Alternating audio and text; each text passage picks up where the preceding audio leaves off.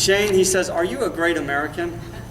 I said, well, the first question I was going to ask you was, do you love America? Because many of you know that I do this. Do you love America? And I got to thinking about his question. He wasn't asking me, do you love America? He says, are you a great American? And this is really, I know it was in jest, but it's really critical to understand the distinction. There's a lot of people out there that say they love America, but they're awful Americans. Right? You can say you love your child, but you can be an awful parent. Right? Yeah. It's the same thing. Do you love America? You can say that you love America, but you can be an awful American in that you don't stand for the principles. You aren't the force on the front lines protecting liberty, because liberty has to be defended. The Constitution has to be defended. The Constitution will not defend itself. It cannot defend itself. It requires people. If we believe in this idea of self-governance, it means that the people must protect this thing if it is going to stay alive and well. What most Americans believe about the Constitution is quite frankly wrong. What most Americans believe freedom is quite frankly wrong. Right?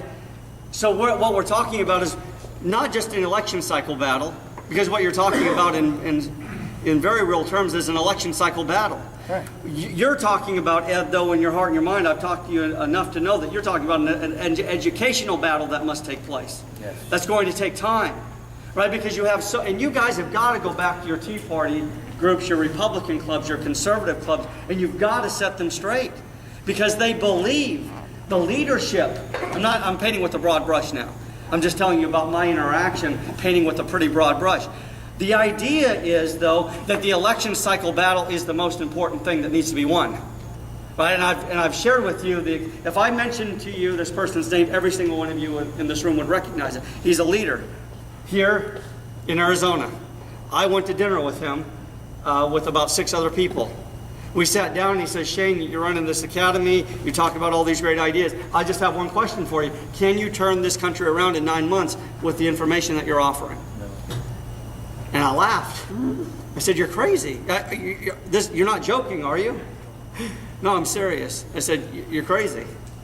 You're talking about a problem that took 100 years plus to create, and you think you're going to turn around this Titanic in 9 months? We're fighting different battles. You're fighting an election cycle battle. I'm fighting a battle for the hearts and minds of Americans. Getting them to be able to articulate the things that they need to be able to articulate. And we go back to, I love America, but I'm an awful American. Right? The bottom line is that Americans need to once again be able to articulate the principles of freedom that we used to be able to articulate